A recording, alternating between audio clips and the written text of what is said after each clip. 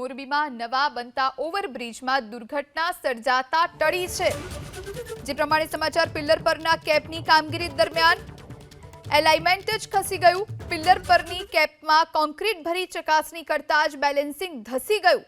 Road and building તરફથી ઓવરબ્રિજનું નિર્માણ કરવામાં આવી રહ્યું હતું। પિલ્લરની કેપ તોડી પાડવા રોડ એન્ડ બિલ્ડિંગ વિભાગે આદેશ આપ્યા। પિલ્લરની નવી કેપ બનાવવાનો રોડ એન્ડ બિલ્ડિંગ વિભાગનો દાવો। માર્ગ અને મકાન વિભાગે કોન્ટ્રાક્ટરને નોટિસ આપી અને ખુલાસો માંગ્યો છે। હાલમાં જે મોરબીના નટરાજ ફાટક ઉપર નિર્માણાધીન આરઓબીનું કામ ચાલુ છે એ કામગીરીમાં પિલર 5ની પિયર કેપનું કાસ્ટિંગનું કામ ચાલુ હતું અને કોઈપણ પિયર કેપ કાસ્ટ કરતાં પહેલાં અને કાસ્ટ કર્યા બાદ અમારી ટીમ દ્વારા એની એલાઇનમેન્ટ અને ડાયમેન્શનો ચેક કરવામાં આવતા હોય છે। આ જે કાસ્ટિંગ પહેલાં જે ચેક કરેલું ત્યારે એલાઇનમેન્ટ બરાબર માલુમ પડેલી, પણ કાસ્ટિંગ કર્યા બાદ જે અમારી ટીમ દ્વારા જ્યારે એલાઇનમેન્ટ અને ડાયમેન્શન ચેક કરવામાં આવ્યા ત્યારે એલાઇનમેન્ટની જે અમારી જે ટોલરન્સ હોય એ ટોલરન્સ લિમિટની બહાર એલાઇનમેન્ટ થોડીક ખસી ગયેલી લાગી।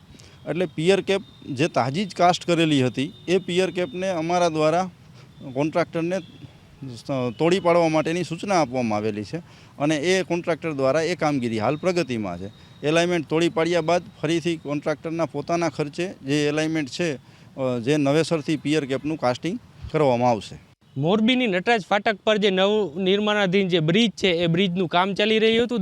દરમિયાન જે એલાઇનમેન્ટ છે એ એલાઇનમેન્ટ ખસી જવાની જે ઘટના છે તે બની હતી। હાલ તમે જે દ્રશ્યો જોઈ શકો છો એ મોરબીના નટરાજ ફાટક પાસે જે નિર્માણાધીન જે બ્રિજનું કામ જે છે એ ચાલી રહ્યું છે।